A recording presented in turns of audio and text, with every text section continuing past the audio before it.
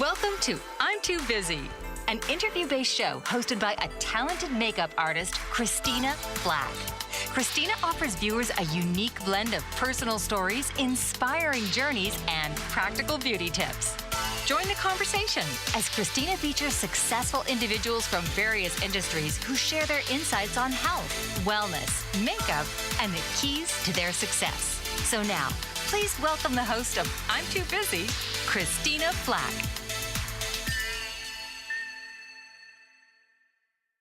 Welcome to another episode of I'm Too Busy, where we dive into the lives of inspiring entrepreneurs and industry professionals who are making waves despite their packed schedule. I am your host, Christina Flach, and today I am so excited to have a truly multifaceted talent who has left his mark on Hollywood and beyond. Please join me in welcoming Daniel DiCriscio. Did I say that right? Thank you. Yay! Okay, let me tell you more about Daniel. He is an award-winning media personality, a lawyer, a host, an actor, a singer, a model, a celebrity hairstylist, image consultant who has been transforming the entertainment industry for decades. Crowned the Messiah of Makeover after his historical transformation of Paula Jones during the Clinton scandal, Daniel has worked his magic on some of Hollywood's biggest names, including Pamela Anderson, the late Nicole Smith, Stevie Nicks, Marilyn Manson. Beyond his extensive work in celebrity styling, Daniel is also a successful recording artist with hit singles like Demic and I'm on Fire, and has appeared on numerous films and television shows. In 2023, he was awarded a certificate of recognition by the city of Los Angeles for his dedication and advocacy work for the LGBTQ plus community. Today, Daniel continues to push boundaries with his award-winning show, Trendsetting with Daniel DiCriscio, where he explores the latest in entertainment, fashion, and lifestyle trends. Okay, my friend, you are too busy. I thought I had a lot of jobs. You have passed. The show's over now, right? The show's over. Yeah. Well, my gosh, you're remarkable. So Yeah, you have been dubbed the Messiah of Makeover after your transformation of Paula Jones. How did that opportunity come about, and how did it change the trajectory of your career? Oh, it changed it a lot. I mean, that really is what really put me on the map. Seriously. I mean, I was already like kind of known in the industry and whatever else. But when I did this makeover, which was actually, it was the biggest makeover supposedly in history at the time. So I was like, wow, And the next day after I did this makeover, around the world, I had every news outlet, every show calling me to be on. So it was wild. How did you meet her? Yeah, well, I got a phone call actually from her handler, and they were looking for someone to give her a permanent. And, perm, I can't. Well, she had that black permed hair and that gaudy makeup she would do. So I wasn't aware of her though, because I was so busy at the time. I knew there was something going on, but I was really busy. So, I'm not going to like deny people my services if it's a good enough deal. You know what I'm trying to say? So of course, I'm like, yeah, sure. I didn't know anything going on. So I go over because we did it at a house, a private house, and they had no idea what I was going to do because when I arrived, she wanted another perm, and I brought everything with me. Okay, all the perm stuff and all. Nobody was doing perms back then, so I was like, "Oh no, we're gonna have to do a perm on her." Great. So I go there, and I looked at her. First minute, I go, "We're not doing this." I said, "I'm sorry." I said, "They're not used to this like makeover stuff, like because she's from Arkansas, more small town, and they weren't used to those big blowouts going on, So I said, I said, you know what? I can't do this. I'm not going to do it. If we have to do this, I'm going to leave. I said, unless you want to hear what I want to do. And I told them, and the handler and her looked at me and they were like, because they didn't know. They're like, and I said, well, she's so not well liked right now. You got to trust somebody right now, So I ended up not doing it for, the reason to take down the president. That was not the whole thing. I just did it because it's my business and what I do. And I looked at her and I saw something else. And I was like, nah. So I ended up doing this full-on makeover. They gave me the okay, turned Paul away from the mirror. 5 hours later, the whole thing, took the perm out, adjusted the color, cut her hair off. She didn't see anything. Blew it out, gave her that, long, shaggy look. Because she said the only thing she did say, is please keep my hair long, please. Because he said, everyone wants to do a bob, you know, like, you know, that thing when they see her. Right, and I said, right. oh, no. So I ended up doing this, you know, whole thing, turned her around. She was like, wow. Then, I mean, she was really like shocked though. She'd never seen anything like that. She's only seen herself with the black perm and all since she was, I think she said 16. So, you know, I ended up, you know, even we had to do a press conference the next day, and I went over and she was about to do her makeup. I said, whoa, hold on.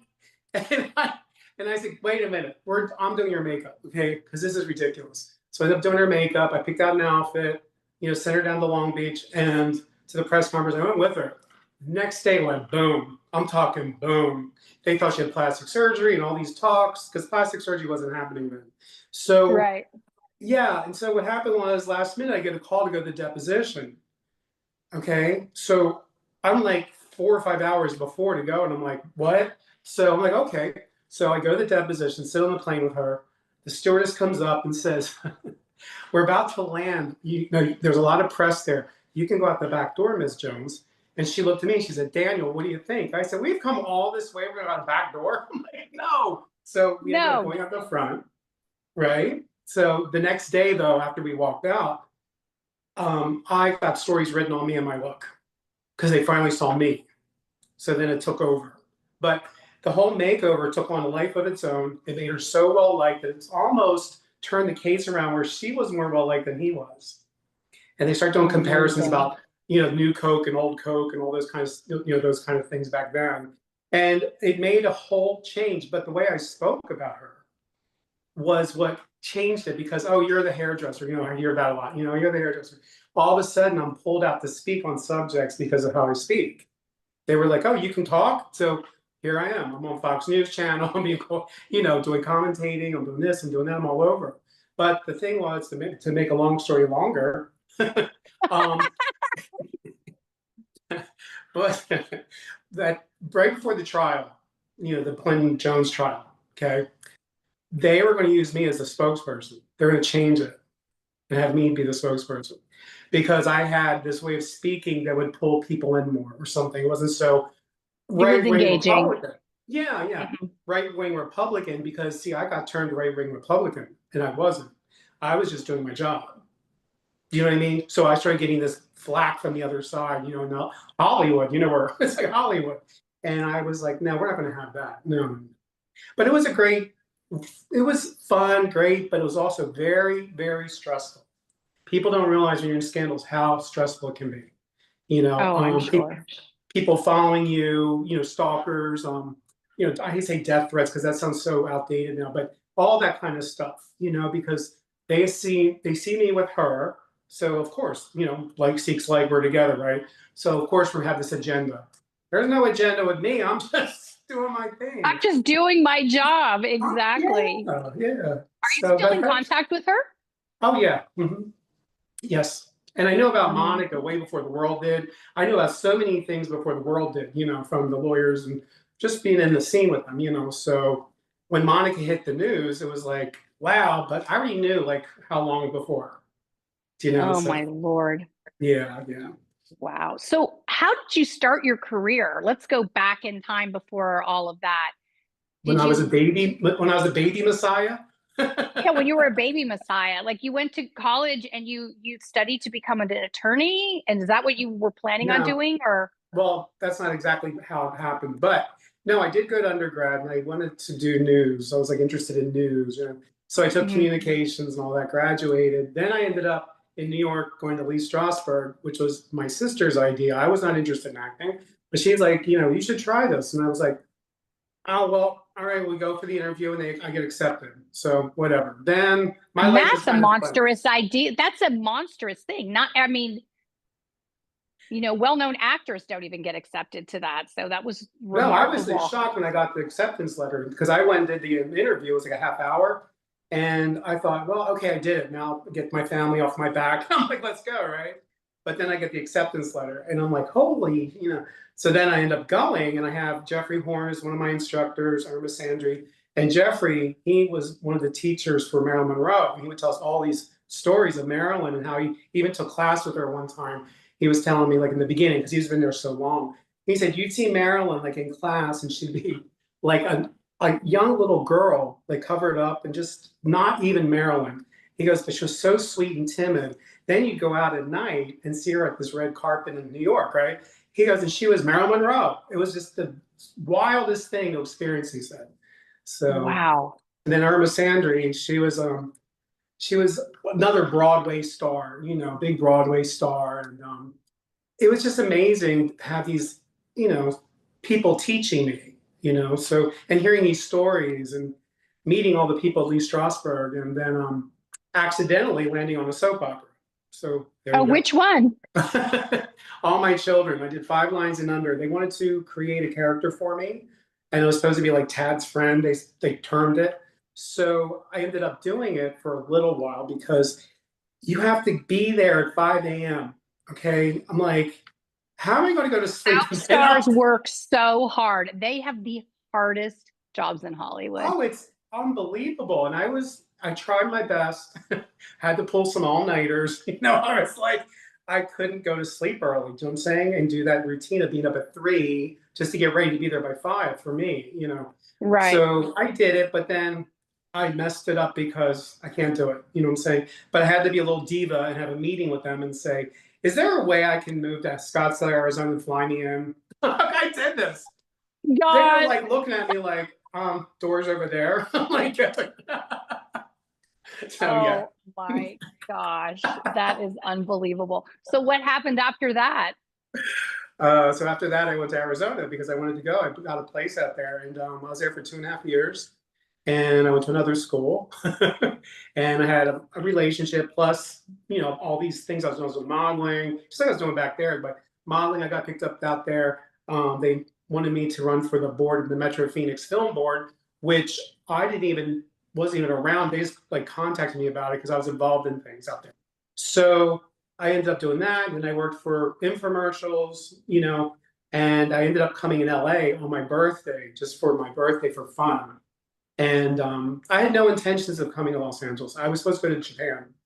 That's where I was going to go. After I graduated that school, I was going to go to Japan, and I was going to work with another student that I went to school with who opened a Berlitz coffee shop and was charging these astronomical membership fees. And I was going to go over there and be part of it. So, but I ended up here on my birthday in Los Angeles, and I was on Sunset Plaza. You know where that is, right? Sunset Plaza. Mm-hmm. And I was coming out of one of those men's clothing stores, and everybody's having their lunch outside, putting on the attitudes, you know. And I was walking out, and this guy comes running across Sunset at me. And I'm like, okay, now what's going on? And he's like, oh my God, can I ask you something? I go, what? He goes, and he hands me a card while he's talking. And he goes, I'm shooting a mail calendar. Will you pose for it? And I went, mail calendar? I'm like, oh. So I looked at his card. He said, oh, do you live in LA? I go, no, I live in Arizona. He says, well, call me when you get back and we'll talk. I go, okay, fine. So I was like, oh, whatever, you know, but I get back to Phoenix or in Scottsdale, and I saw the card and I was looking at it, and I'm like, looking at his name. Like, why does that look familiar? Because magazines back then were the thing you'd look at for photographers, right? The covers and all that. And he was doing all the men's fitness magazine covers, but not the big guys. The more like the girls were all like the pretty girls, the pretty guys together. It's called Men's Fitness, I think. And he was their photographer on every cover. And then I started seeing, because you have any internet, you started to see all his name in every poster, and this with Bridget Nielsen, this person, that. And I'm like, hello. You know, I'm like, hi. And so he says, come over and we'll shoot. And I go, okay. So I came over and we shot this calendar, and it was really cool though. It was great. So I ended up going out after that, and I went to CNN on Sunset because you could walk in back then.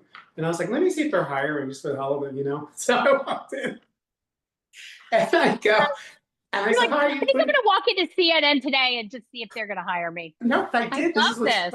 It's true, though. It's really true. And I ended up walking in, and back then, I don't know. I go, hi, are you doing any hiring? And one of the hosts from a TV show on that I used to watch all the time, she comes walking out, and she heard. And she says, oh, you're trying to get a job? I go, yeah. And she goes, well, I'm hiring for my show. And I went, wow. So I was like, okay, cool. So I thought that was it. You know, I could just go right there. Well, I go call my mom. Big mistake. No, I was kidding. I call my mom. And I say, hey, guess what? I got this job at CNN. And she goes, do me a favor. I go, what? Because, I did hair. I've done hair. I was at the top of my class in school for the cosmetology school. And when I graduated before everybody else because I was such a natural, they said. So,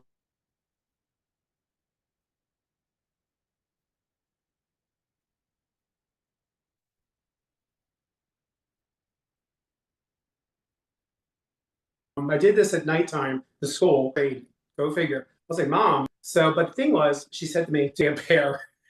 And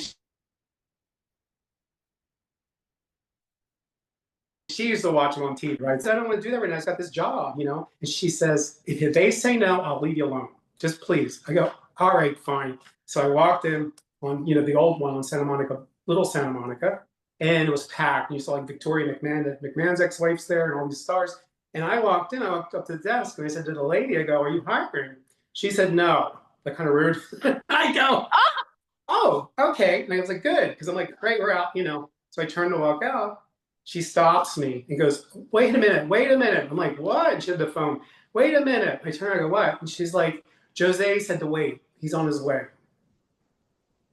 Okay. So she sat me down. He came out like a minute later from the back, so he must have seen me from the back, I figured now.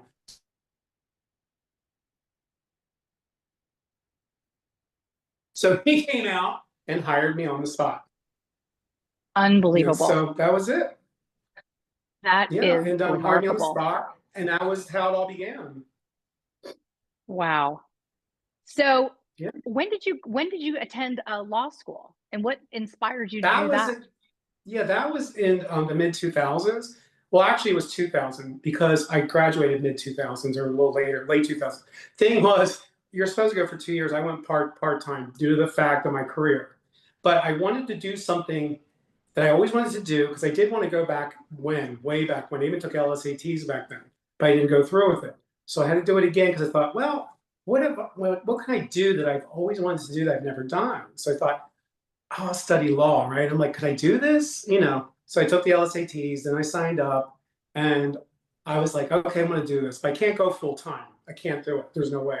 So they worked with me and made a nice little schedule for me. And my first day of school, I was nervous. Seriously, like of going to school, right? So I'm in the class in the front of the room, looking like this in law school, right? With all the people conservative. And in walks the professor. I've said this before, it's funny though, but it's not. She walks in, she looks just like Pamela Anderson. She looks just like that. Big blonde hair, big boobs, tight white sweater. Half the class gets up and walks out. They start mumbling mean things. They were mad. Oh my gosh. They're like, she's not. Oh yeah. And I sat there because I'm used to that. To me, I'm like, oh good, I'm used to this, One of my people. It's from my tribe. Yeah, I don't see anything wrong. I'm like, what? So I ended up, they all left and they didn't want her teaching them. They're like, no, just because how she looked. So I have to say one thing. She was the best professor I had, and I told her when I graduated. If it weren't for her, because she really was great at teaching, great. And I said, see, you can't judge a book by its cover. Just don't do that. That's right.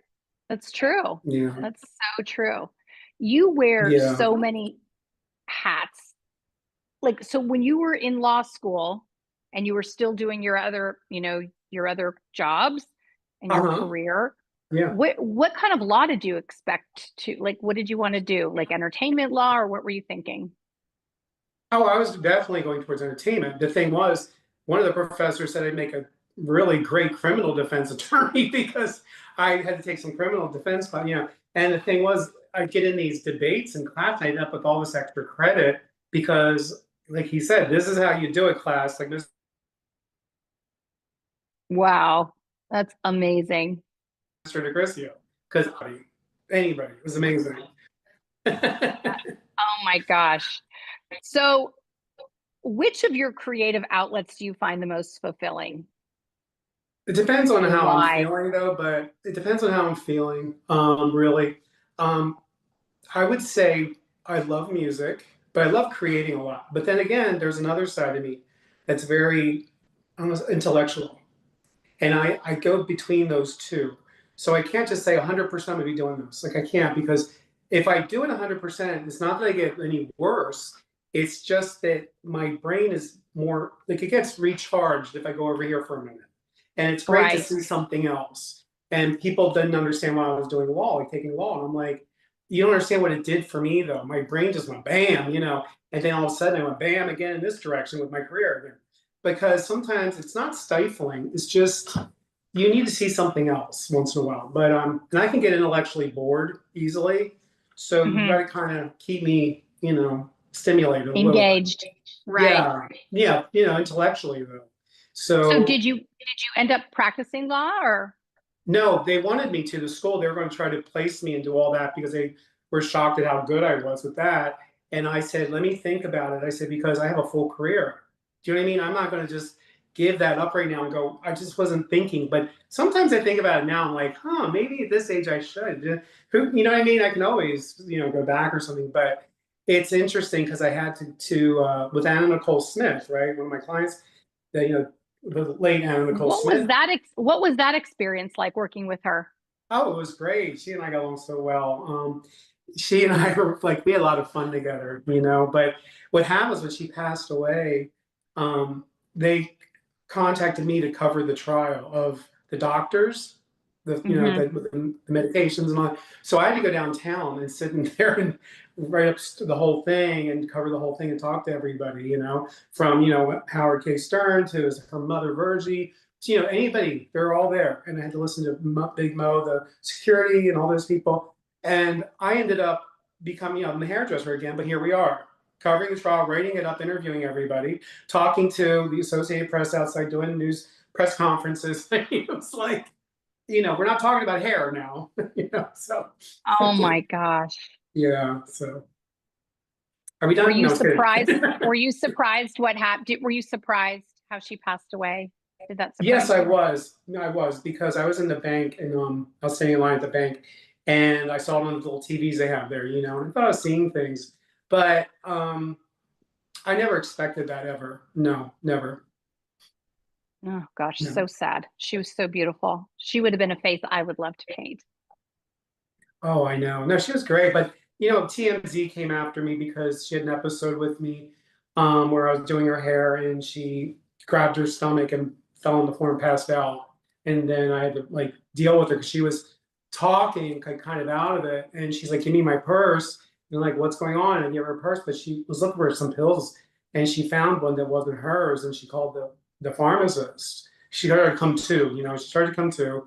Then she called the pharmacist and asked what this orange pill was in her purse. And the pharmacist said, well, they both came to the conclusion it must be Daniel's.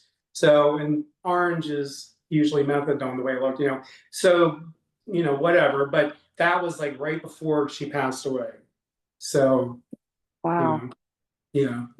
Your client list reads like a who's who of Hollywood. Can you share a particularly memorable styling experience with one of your celebrity clients? Okay, well, there's a few. No, well, we have. Let's see. Well, Pamela Anderson, that was a major one. Faye Resnick, you know, from OJ and The Real Housewives of Beverly Hills, and I mean, even Star Jones. I mean, I've worked with so many people, but Pamela Anderson, when I got the call to do her, it was for George Magazine. John Kennedy Jr. Yeah, that was my first job with her. So, and it turned out to be a double cover, but she had to use the American flag. So the thing was, I've never met her until this day. And I was kind of nervous a little bit because I don't get starstruck or nervous, but I wasn't knowing what to expect when she walked in because she has so much makeup on and things. And you never know about hair, what people are doing with their hair and all. But I was like, what does she look like without all that? You know, I've never seen her. In she walks and she's pretty tall considering, you know, and she looked gorgeous. I was like, her eyes were super green and, you know, she had no makeup on. She looked amazing. And I was like, wow, I didn't expect that. Sometimes, you know, it's like going in drag, you know what I'm trying to say? It's like, they don't exactly look like that. No, she looked great. She looked just like Pamela Anderson. It was like, wow. But we were on the set and here's something funny with the George Magazine. She is wrapped in the flag and then she's like going like this with the flag from the back. You know, she's totally like nothing on but a pair of underwear. You know, and I'm trying to direct her because I direct too. I don't just sit there and just do the hair, you know, but she was pregnant and she was like out pregnant. So nobody knows that. They think she's all being sexy and all that, but she was pregnant. Oh, wow. Oh my gosh. So yeah, that was cool though. That was a cool shoot. Oh, I bet that was fun. And, You and you recently received recognition from the city of Los Angeles for your work with the LGBTQ plus community. Can you tell me a little bit about your advocacy work and why it's so important to you? Oh, look this, at you. I'm Oh my ready. God. I'm ready. No. That is There you so go. exciting.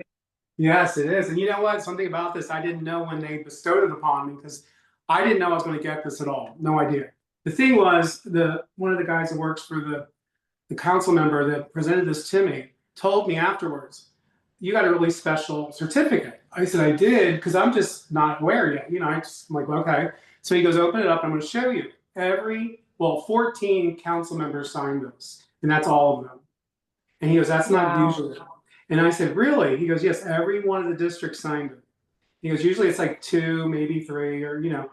He goes, "They only give this to special people." And I said, "Oh, wow, that's even makes this better. I didn't know." Because I didn't know. Oh You my know, God. yeah. So, That is so nice. And yeah. why does it, so tell me a little bit about your advocacy work. So why is it such an important part of your life? Well, people, the way I look and what I do and all that, they come to me because, even like, I don't care if it's the trans community, the gay, the whatever, they come to me, and they like I guess, my look, my energy, the way I present myself. Um, and I like to, like, they ask me for advice, they'll ask me for advice about how you would present yourself in certain situations due to my success. And I said, "You just have to be yourself. This is me. I would look like this in Delaware, where I'm from. I'm not going to change. This is me. And the way I speak is me. I'm not putting on an air for you or anybody. This is how I talk." Anyone who's known me my whole life, who's seen my interviews, they go, "It's amazing. You talk like you did back when I knew you in Delaware." I'm like, "I'm just me." So, and also to have even like the trans community, they came to me and I ended up walking in New York Fashion Week as a celebrity model for them, and as an opener and a closer. And I said, Wow. "I'm not trans though, but you know what though? They said it's not that, it's my look and the hair and the strength of it all. My way I, create myself. Plus, I said, well, if you want to go non-binary due to the fact of, I'll wear whatever I want. You know what I mean? I'll wear what I want. Like, if you want me to wear that, fine, I'll wear it. I don't care. Because I know who I am. You know what I mean? I don't do that. It doesn't You're affect. comfortable in your skin. Oh yeah. I mean, I don't really think about it. And I try to empower them with that, or any group, anybody, because you live in your own body and not everybody's going to like it. That's what you have to know. I don't care. And I don't want to force somebody to like me. If you don't like me, that's cool. You don't have to. Fine. I'm like that. It's like, I'm not sitting there trying to get you to like me. Right. But I like everybody. I'm not like that. I'm just like, I like everywhere. Everybody has an interesting story, and everybody's, has good and bad True. sides, and True. we're only here for a short time. So why bother with all that? I don't What's know. what's your birth sign? Guess. Take a guess. A One guess. Leo? No, Aquarius. Oh, that's what I am. Are you? Yes. When's your I'm birthday? the 13th of February. When's yours? January 26th. Oh, fellow Aquarian. I love that. Yes, yes, yeah. So, Aquarius. Aquarius. So, as someone who has been in the entertainment industry for decades, how have you seen beauty and image standards evolve, and how has your approach evolved with them? Well, I've seen, because I started, I've done this for so many years, and a lot of I see nowadays is, considering with me was creativity and my interest in beauty, or I don't care if it's guys, girls, whatever, there's a beauty to everybody. And it doesn't have to be, excuse the term, sexual, it's artistic. So I can see Right. a guy who's beautiful and say, you know what, this would be good for him, but people misconstrue that. Or I can go to a woman, they misconstrue sometimes too. But it's like, I see beauty. And that's how I went, okay? And my eye, and that was it. I'm like that. Today, I just see a lot of people quick studies, just doing things. And, put the blow dryer on hot and turn it to cool and put a pin and curl, yeah, but there's more to this than that. You know, it's not just technical little tricks. There's also personality. There's also, you know, vibe about it. There's also, it's not just marketing just because we have the internet now. Everybody's marketing like crazy, but that doesn't mean everybody's good. You know what I mean? Or should be doing it. So, I mean, I've seen so many, let's say with the beauty industry, I don't mean to slam anyone, but I see a lot of bad tutorials on hair. And I just go, wow, but I'm not going to say it to them because let them go. But some of it is just beyond me how you see tons of comments. Oh my God, this is amazing. And if they had that done in a salon, because I've been in salons for years too, that's the one that's going to complain. You know, it got messed up. But you know, these people today, the kids today, or the new generation will say, they are just like quick studies almost. You know, they just want to be famous today and however they can get there quick. I mean, I really worked. I mean, when I was at Jose all those years, I became the top stylist.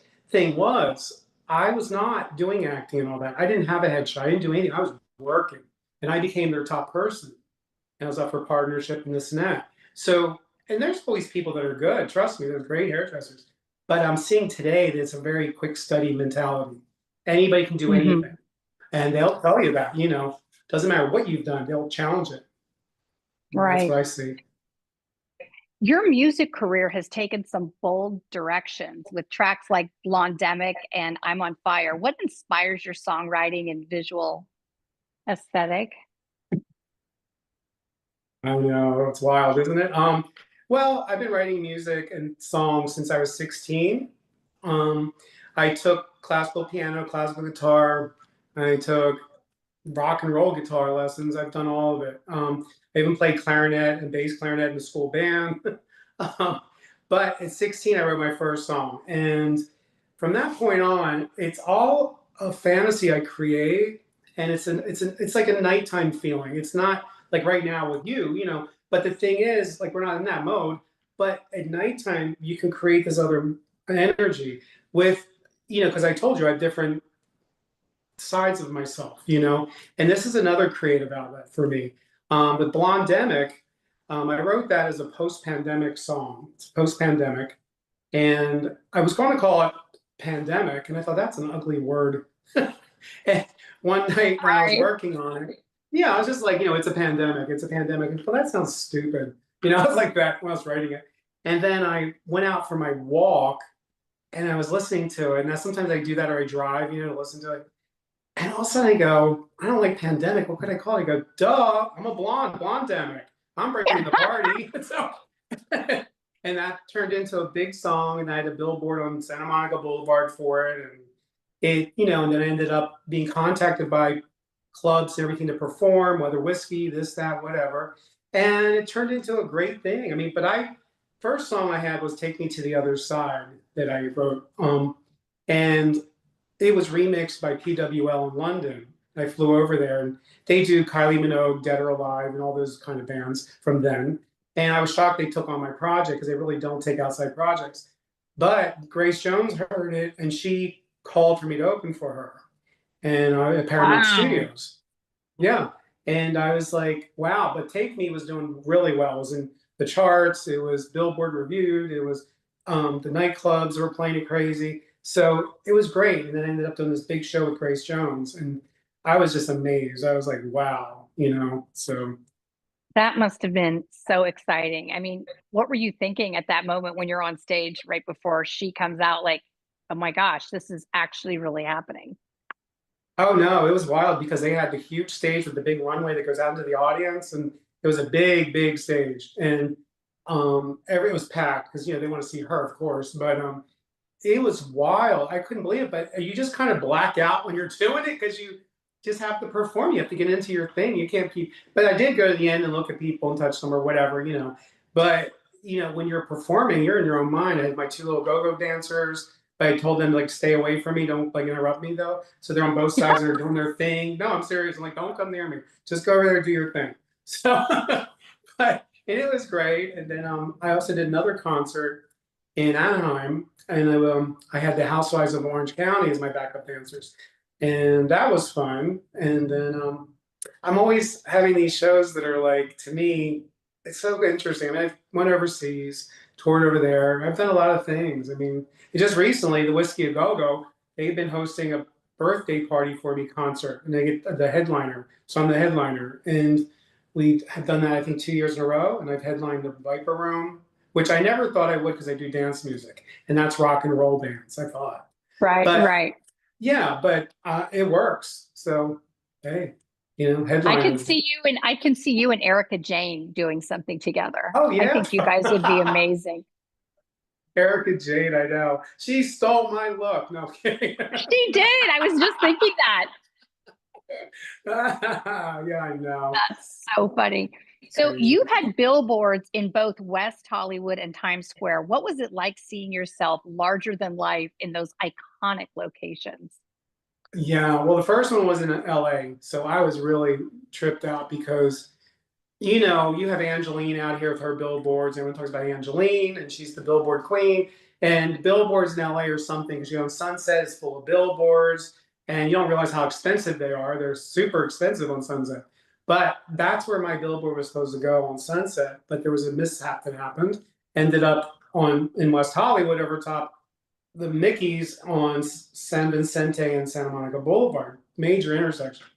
But it worked out like it was a blessing in disguise because of what my music and the way I look and all. But the thing is, when I first saw it, you can't see it at first. It's like kind of weird because you're so used to seeing everybody else, And Right, right, right. You're like, oh, you really don't have any feeling. You're like, oh, and then it sinks in, and then you get it. Like I'll be like I did one time. I went out that night and I was walking down that area, and they were walking by. These guys, I wasn't thinking. I was thinking in my own head. And they're like, oh, that's you up there. That's and that's like a big deal to people, seeing that. And I get it. Like I was like, yeah, that's me. Then I started to see it, and it felt great though, Yeah. That's so exciting. Yeah. You're also the executive producer and host of Trendsetting. What was your vision for creating this show, and what do you hope that viewers take away from it? Well, I got intrigued by the internet and how all these crazy trends were going on. So I was like, no one's really dealing with this, because everybody's trying to be so PC, And I'm like, no, I'm going to take this on. So my first show I did was the looks, because of course what I do. So we're talking about like the Kim Kardashian with the booties and all the hair and the wigs of this, the girls are doing, right? And all the surgeries. Then the guys on steroids with these super bodies, six packs. And so I took that on. And I also ended up going into Beverly Hills and asking people on the street what they thought of it as well. And it was interesting because I had to deal with them.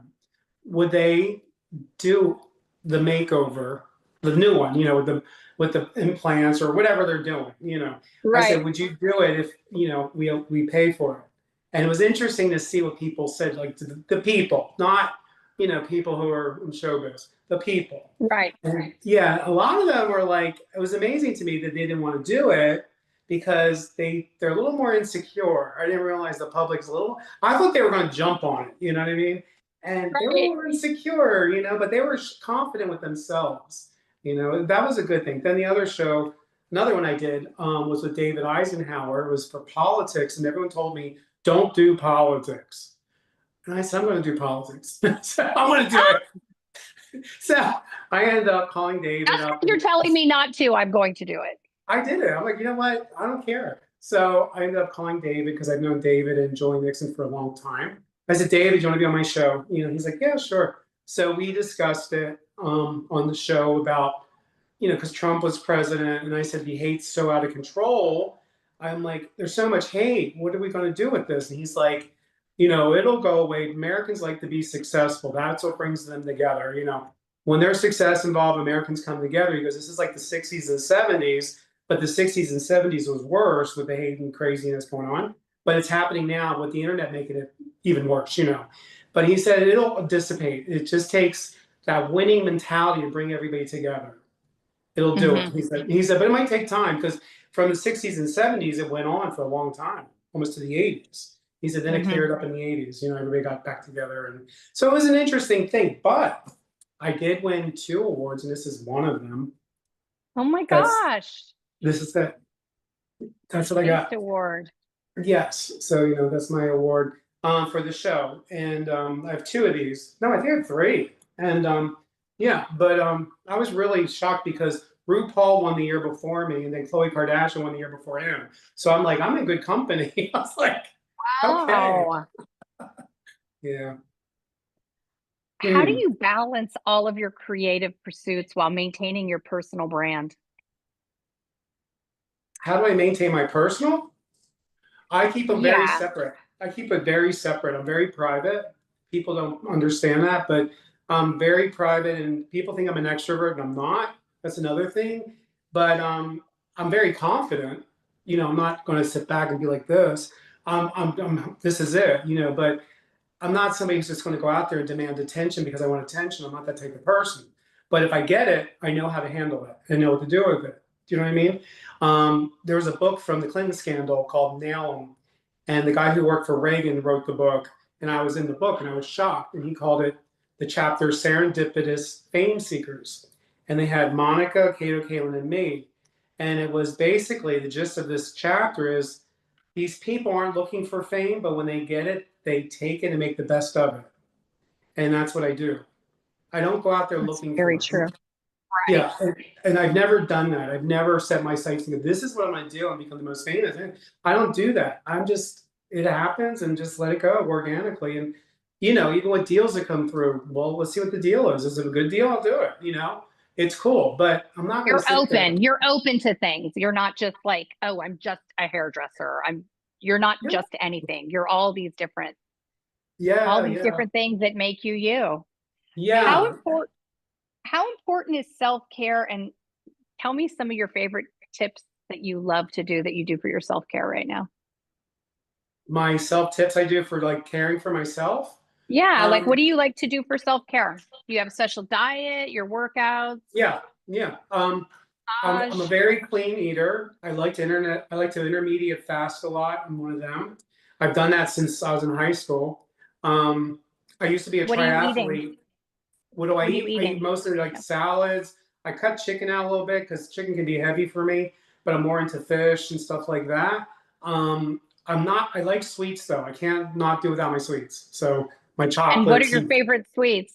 oh, I love that. Everybody knows this. I love M&M peanuts. You know, I like Cinnabons. I like, you know, stuff, but I have to have a pizza. I like too, though, you know, but I do like, you know, it's funny. I'm Italian and I don't like Italian food much. So go figure, you know. But like my mom is an amazing cook, and I'd be like, I'm gonna go out and get something to eat because I just wasn't into it. I don't know why, but otherwise, I love to. I mean, I love to walk. I love to run. Okay, for exercise. I love hiking. And people may see me walking and be like, "Why are you walking?" I'm like, "Why not? I don't understand." You know, it's exercise. It makes you feel great. It lifts you. It does a lot of things. And you know, the older we're getting, I mean, I'm trying to keep everything going the same way, you know? And for me, being clear in my mind's the best. I don't want anything messing my mind up. So I don't do drugs, I don't drink, I don't do that. I've never done it. You So don't drink at all? No uh-uh. wine with dinner? No, no, my sister doesn't. No, they do. No, I'm the one who might have a glass of champagne. I could do a champagne.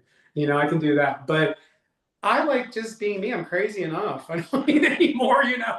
I don't need it. I mean, you see me on stage performing. I mean, I don't need it, you know. But Right. I just don't want to be impaired. I don't like being impaired. So I like being clear. And I also like you know, I'm very natural. I'm very actually low maintenance. People don't understand that. They think I'd be so high maintenance, you know. And I'm like, actually, I'm not. That's what's funny, you know. I had the show Botched call me. You know that show Botched? Oh yeah. They called me. Yeah, they called me. They wanted me to be on it. And I was like, why do they want me to be on it? Why would And they they want said, you? well, You you don't have work with anything botched. I was like, what is this about? So, but I thought, oh, this is cool. Maybe they would do a consultation, just have me on, talk about my clients or something. I don't know. So I was like, oh, so we had this meeting, and the person who contacted us said, because it was a three-way call thing, they go, well, Daniel does all the over-the-top clients that all have plastic surgery and all, and now it's his turn. And I said, what do you mean? They go, well, now maybe we can refresh you because we know you're plastic too. And I went, what? I said, I don't have anything done. They said, you don't? And I go, no, nothing. They go, we have to have something. Come on, some Botox. Honest to God, nothing. I said, these are my teeth. This is my face. I've not done anything. No surgery anywhere. And they said, well, we can't put you on the show. I go, well, why would you call? I don't understand. I said, so whatever. So then I see Dr. Nassif when I was out one night. And I was at this event at the W. And I walked up to him and I go, your show called me to be on it. And he looked at me, he goes, why would they call you? You're too good looking to be on it. And I said, what do you mean? He goes, we don't get people like you on that. We want people who had surgery problems and all. Why would they call you? And I explained it to him. He's like, what? He's like, who called you? And I was like, I know. That is hilarious. It was funny though. So you've performed with Grace Jones and members of the Real Housewives of Orange County. What has been your most surreal performance experience, do you think? Just recently too, because I was on the legendary stage of the Whisky A Go-Go where every major person has performed. I'm talking from Blondie to the Doors. Everybody's been on the stage, you know what I'm trying to say. So that was something, because I told you I do electronic music. I never thought I would be there. So to be standing there with that history was amazing. But to open for Grace Jones has to be with the top for me, seriously, because she's such an icon. And I didn't realize her fan base is like unbelievable. And to be on that big, huge stage like that and to be the one opening, I was like, wow. And people act like, oh, it's easy to open for people. No, it's not easy. That's a feat in itself. No, I think that would be really intimidating and really challenging. Oh yeah, and plus, you have your own trailer. They did like A+ treatment, for me. The only thing funny was when I had to do a sound check that day for Grace, I was at the jacuzzi and pool, and I was supposed to go at a certain time. So I thought, well, I'm not going to get all dressed up. I'll keep my hair in a bun, wet, put sunglasses on, shorts, and some Doc Martens, and just go, right? I get there, the promoters per se, said, "You're not going to look like that tonight, are you?" And I said, I'm like, no, of course not. They go, oh, good. And I'm like, I can't just be like casual. Okay, fine. So then I show up and I'm all like, me, and they're like, oh, thank God. I'm like, excuse me. So I can't shave my head. I can't wear jeans. Like, what am I supposed to do now? But anyway, it worked out great. Everything was wonderful. It was an amazing night. As someone who has reinvented themselves multiple times, what advice would you give to creative entrepreneurs looking to expand their brand across different industries? You need to be open-minded and not too egoed out. People get a little too egoed out, I see, and they want to just take over, okay? You can't really do that. You got to open your mind up and know who you are and what you're bringing, and not, people like to compete too much. I see that. And to me, it's, collaboration brings winners and competition brings losers. That's me. So I don't see the point. There is no competition. You do what you do and you bring it. And you know what? It'll take you there. You don't need to come in like gangbusters, like, a bull in a china shop. They will see it. They will come to you. Right. It'll all come right to you. Yeah, you have to push a little. I'm not saying just to sit there and be lazy, but I see a lot of people kill themselves doing this because they overstep their own boundary. It's weird. It's like, you have to know what you're capable of, what you're bringing to the party. You know what I mean? I'm not like the next guy. I'm not the boy next door, as I always say. If you want the boy next door, go next door. That's not me. Okay. But I'm not going to sit there and go, well, the boy next door is doing all this. I'm going to cut my hair and look like him. And yeah, no, because that's what makes me unique, is me. He can do it. I'm not jealous of him at all. He can do whatever he wants. But that's where the problem starts, is this little theme. You can't do that. Competition, they say, is healthy. I don't necessarily think so, because I don't compete. I don't see the point. It's not that I'm staying away from it. It's just I'm happy for everyone. You're successful. I'm successful. That's wonderful. You're you. I'm me. You're doing a podcast. Like tomorrow morning, I have a podcast. No, do you know what I'm saying? Like, there's no need to do that. It's just, I'm me. You're you. We have our own things. No, it's true. I think it's really great when we can all be supportive of each other and excited and happy for each other. It's not a jealousy thing. We're all totally different, and we just all have kind of we all have weird jobs. Looking ahead, what exciting projects or ventures are on the horizon for you? Oh, I have a lot of things going on right now. Planning a tour overseas, the hair care line, because of course, my hair is my thing. It's unbelievable. I've had this long hair like this since Arizona. I started growing it. Okay. And then all of a sudden, I didn't have a plan. I just was like, pull my hair in a ponytail. That's all I was doing in Arizona, you know? I wasn't even thinking because I honestly don't care for long hair on men. I don't care for it much. But it's funny how I ended up one day taking my ponytail out and my hair was long, right? So I met Jose and my hair was long like this, you know, it's always been like this. And that's how I got a lot of clients though, because they'd see my hair, like Stevie Nicks, let's use her. So Stevie Nicks, I was at Jose towards the end. She was at the salon because she's his client, you know, one of his clients per se. That was a little trouble here. There's a little trouble, but because there's one queen in the castle. So no, but right. you know, I met Cher there because Cher, you know, would talk to me, give me her phone number, and she's his client though. You understand that's not cool there. Then yes, I met Cher and we became friends. Then Stevie Nicks walks up and I was working and she grabbed the back of my hair and I knew who it was. And I turned around because let me grab my hair. And I said, look, and she goes, the man with the hair of many colors. She goes, how beautiful.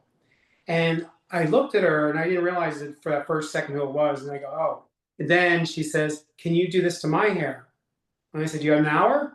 Like that to her. She goes, yeah, but I can't do it here because of Jose. I said, yeah, I know. I can't do it here either. And she says, come to my house tonight. Okay. So I'm like, all right. So I ended up going to her house and I was doing her hair for so long. She gets up like 5 in the afternoon, so I have to go like late. But anyway, we have these long nights. It was hysterical. And then we go to Moon Shadows, you know, that recently burned down, but we go to Moon Shadows and have dinner and we'd sit on the same side of the booth and people thought we were together, you know, and we played up in the bar and hold hands it was fun though. I was like, I'm with Stevie Nicks. Wow. You know, but we did a shoot, which was great. We did a major photo shoot with Guy Webster. It was for her Lifetime special. And they're online, the photos, but it was amazing that I got to be part of that as well. You know, this whole, you know, I saw her belladonna outfits, you know, all that stuff from the past. And I was going through picking things for her to wear, you know, posing her. It was just me, you know, and her basically, and the photographer. And then the photographer at the end of the shoot said, I want to get a photo of you and Stevie together, like a photo. And like we're on this big couch, you know, and she's in front of me and I'm behind. And he actually gave me the photo. He called me, it was like this big, you know, and he goes, I did this for you, you know, and it was beautiful. I still have it. It's all over the place. But I was just, what an experience to be at Stevie's house and just in her world. And just, it was amazing, really, you know. Who do you look at, like, who's your dream client? Who do you look at and go, God, I want to get my hands on that hair or remodel them? Donald Trump. No, let me see. No, I know it's just a Mar-a-Lago. Say, Donald, come here. No, that's. But you know, I grew up next door to Biden. I know them all. So to me, like, I'm not in any. People look at me, and go, oh, "You're a Trumper. You're this or that." I'm just having fun. People, calm down. I'm not involved. Right. You know, but who do I look at? I just saw it the other day. I'm like, who was it that I just saw? It's funny you said that because I just said it. I can't think right now. You got me on the spot. Oh, darn. Because I just saw them and I was like, they need their hair done really like over. Who was it? I can't think. It's someone new that's out now. I mean, even like these new girls that are out, you know, you have, you know, I mean, a lot of them are wearing wigs though, you know, a lot of these girls today. I've been telling people about that, about the wigs. They don't believe me though. But now it's known, you know, like the Kardashians with their wigs and everybody's doing these wigs, you know. But you know, you see these other girls without the wigs. I don't care if it's Kesha or somebody like that that's out there, these singers. Their hair's a mess. I mean, but the housewives of Beverly Hills are wearing wigs a lot now. They look like drag queens sometimes, you know? So, but there's so many people I'd like to get my hands on now, really. I know. It's fun. Where is your happy place? Right here talking with you. Aw. But yeah, I enjoy, I love animals. I love being out and seeing people and talking. And I like being out with people and things. I like being around people, but I also like being alone. I like my alone time as well. I love, I mean, you don't know, on the other side across from me right now, you're not seeing it. I have this amazing view. The view's like, I wanted to do it the other way around, but the lighting's not right because I'm dark. Do you know what I mean? Even though I lit it up. Right. If I had that background, that has Hollywood sign, everything.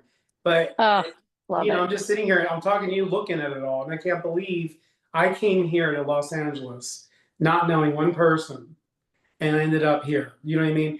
And I always wanted to get a view, but for some reason I got sidetracked because I was not looking for things. You know what I'm saying? All of a sudden I would go, I want a view now. And I finally got the view I want.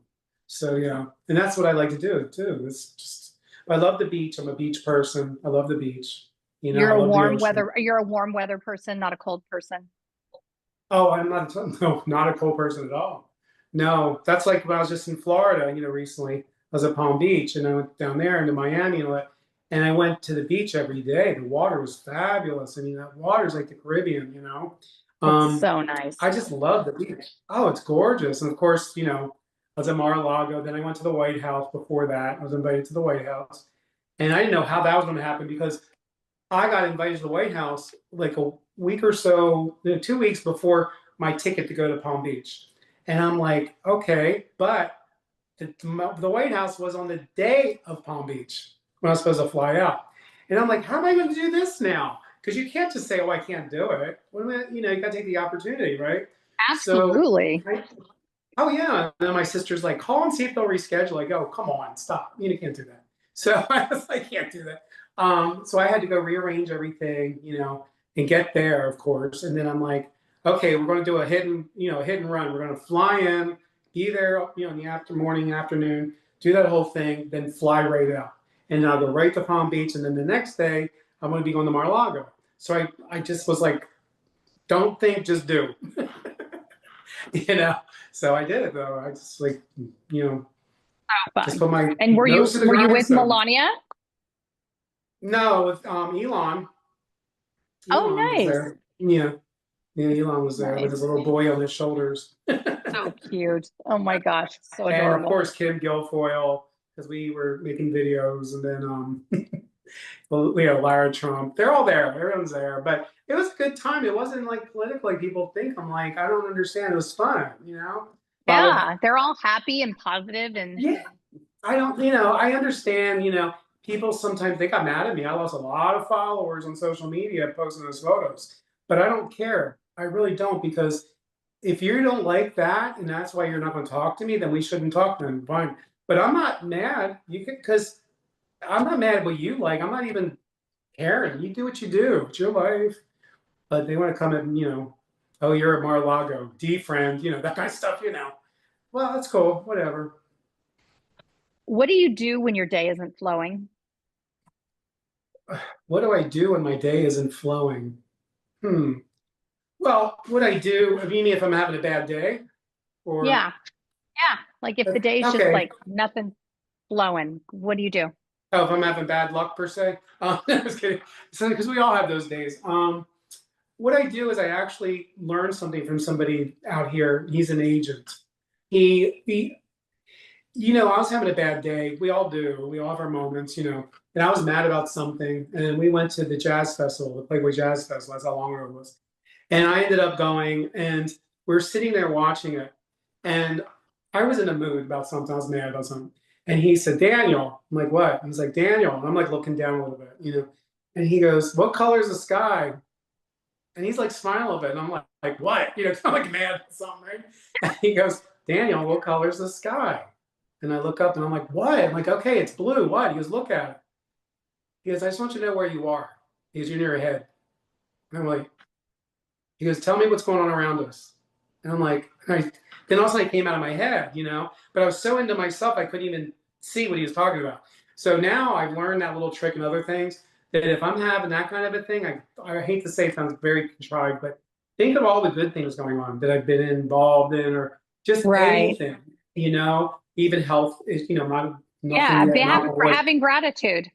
You have to. And even if the day is dark, you know, you just sometimes don't feel it. You got to realize that there's always something worse. Like my mom always taught me, my dad, could always be worse, you know? And you're living pretty damn good, I was told. You know, what are you mad about, you know? But we all have our moments, but we have to keep, this is what I do. I'm the parent of my own child. That's my thing. I always say that. I have to separate myself within myself so I don't go down. If you take something heavy and it goes into you, it can like level you. Okay. I have to go, wait a minute. This child I'm raising outside here, this is the child. I have to watch out for this now. Because I don't have kids, right? So I have to look at this and think outside of my head and look at it as a different person and say, what can you do to help this kid? Don't flip out yourself. You know what I'm saying? Keep your cool, do all that and try to help this child out of this situation. Don't think it's you. And it works for me. It's because you want to sometimes go off or yell about something but the thing is, if you think like that for me, I can ace it every time. It doesn't even get to me. Right. Will you go so if you're having a bad day, will you be like, okay, I'm going to go for a walk. I'm going to be grateful for some things. What else will you do? I'll go to the beach. I go to the beach. I look at the nature of the beauty of the beach down in Malibu that's gone now. But the mountains, all of that. I go up to the hills and I go hiking and I look at everything. I like to be with the outside. I love outside. And yeah, I do too. And also at the beach, I mean, let's not get too higher consciousness, but the negative ions are so powerful. The negative ions at the beach are so powerful that, that's positive energy. So it's reversed, but the thing is, it makes you feel lifted. It just brings you up. And the same with being at the mountains or, hiking like I do. I love it. And getting your heart going and just everything feels great to get your senses aware. That's what I like to do. And I like driving. I love to drive and just have the music blaring and just, the windows. I love it. I think it's cool. I've always done that. I think that must be an Aquarian thing because those are all the same things that I do as well. Okay, we should go hiking soon. I would love that. When I come to LA, we'll definitely go hiking. Totally. For sure. Totally. Yeah, for sure. What would you tell your 20-year-old self?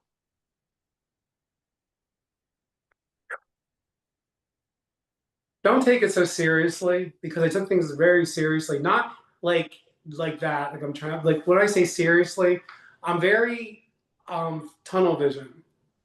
And I'm like this with things, not that I'm trying to achieve them. I'm just like, okay, I got to do this, then I got to go here, go there, go there. Just open up and stop. I would say, just relax a little. If my parents taught me, if it's meant to be, it's meant to be. Don't do something that's hard because you can sit there and knock and knock and knock. It's not going to happen because it's not meant to be. Try to do something that works for you. And that's something I had to learn too. But even to me, love's important. I love love. I like people, but that's the thing I would change though, is not to be so serious because I want to say type A personality, but when I do something, I do it, and it's not I just want to finish it and get it done and do it the right way, but you sometimes pressure your own self, yourself, you pressure yourself. And I put a lot of pressure on myself, what was not needed. Right. So now I learned at this age, this is me. And I'm just like, hey, you know what? It is what it is. And I love my place here. I mean, it's gorgeous. But like I say, everything's temporary, but enjoy it now because life is temporary, And why worry about silly things really in retrospect? Like Cher said, is it going to matter in 5 years if it's that, important? In 5 years, is it going to matter? No, it's a lot of things. So why are we stressing? Why, And That's enjoy true. each other. And enjoy each other. There's no reason to be mad, jealous, or anything, I don't think. So enjoy each other. That's all. Love that. What would people be shocked to know about you? What would people be shocked? Well, there's a few things they could be shocked about. One, that I look like I'm so wild and I'm not. I am wild, but what I'm saying, I'm not wild like that. But I do enjoy a good time, don't get me wrong. Like I said, don't judge a book by its cover. But I'm also people think looking at me I've had people not look at me and think I do drugs immediately, that I'm all over the place, whether sexually, just anything. But basically, it's no one's business. That's how I look at it. But I'm not. They're shocked sometimes because they're like, you don't drink? I'm like, no, I'll just have a Diet Coke. And it's funny because I can be as crazy as everybody else, though. Or the thing is, like I told you, I'm low maintenance. People don't believe that. They're shocked. You know, they're just like expecting me. I am high maintenance to a point. I mean, not like, you know, people are like, what's your skincare? I'm like, what's skincare for me? I don't do that. You know, I'm just, this is me. Yeah, a little this maybe, but I'm not so on myself. I know about everybody else, you know, but people are shocked by that. Or that I'm actually, people have said this, not me. They've said it to me on interviews or whatever. It sounds pompous, but I'm gonna say it. Someone who looks like me would usually be mean to people, and I'm not. I'm always nice to people, and you know, I bring you in and all that. And they're like, because a lot of people get intimidated by my look, they judge me. I've had it happen now. You know, it happened all the time, all my whole life. You know, I came out here, and then they're shocked because I'm not that way. They're like, "Why are you so nice?" Or, you know, because somebody like you wouldn't be nice usually. Well, I'm nice. That's the way I am. Sorry, you know. So that shocks people, What especially in would this that business. Especially in this definitely business. Yeah. right? What would you like to share with me that I haven't asked you? um. Well, what would I like to share that you haven't asked me? Okay, What did I miss asking you? I'm thinking. There's so much I like to talk about. Well, I'm going to say a general thing. Okay, the general thing would be, I just would like to have the world get a little more friendlier with each other. And I'm so friendly that way. To me, like I told you, collaboration is for winners, it brings winners. And I would love to do that. And also, I work in animal stuff. You know, I've done that. I do it now. I write for a pet magazine, interview celebrities and their pets. And I have so much empathy and feelings for animals, for children, little kids, because they can't defend themselves much, you know. And a lot of people today don't want to deal with feelings. I do. You know, to me, that's a part of me. And I also like to, for me, like even sitting here, I could sit here without doing this interview, and I could be so content, just like this sitting here without you here, and just knowing I'm here with the view, not even speaking. I could just, you know, it doesn't bother me. You know, I like being alone. You know, a lot of people don't. You know, I can be with myself, doesn't bother me. So, is that I think, good? you know, yeah, no, that's good. I think like being by yourself, it's like, I think because of kind of our jobs, we give so much, we're doing so much, we're on set, we're with all these people. Yeah. We need to have some alone time to kind of just recharge. You I can't think be, it's an we can't Aquarian be, thing. I think you're right.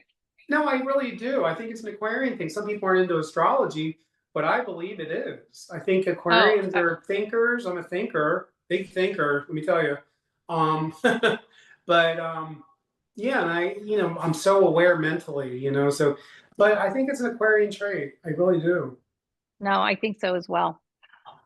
Thank you, Daniel, for being on I'm Too Oh, Busy and thank you. sharing your incredible journey with my audience. Your versatility, creativity, and ability to constantly reinvent yourself while staying true to your unique vision is truly inspiring. I want to thank you so much. I'm going to have all your info in my show notes. I'm Christina Flach, and I'm Too Busy. I'll see you next week. This has been I'm Too Busy with host Christina Flach. Tune in each week as Christina approaches the concept of success holistically, recognizing that achievement is not solely measured by financial triumphs, but also by maintaining a healthy work-life balance and focusing on self-care. Wednesdays, 7 p.m. Eastern on the Bold Brave TV network, powered by B2 Studios.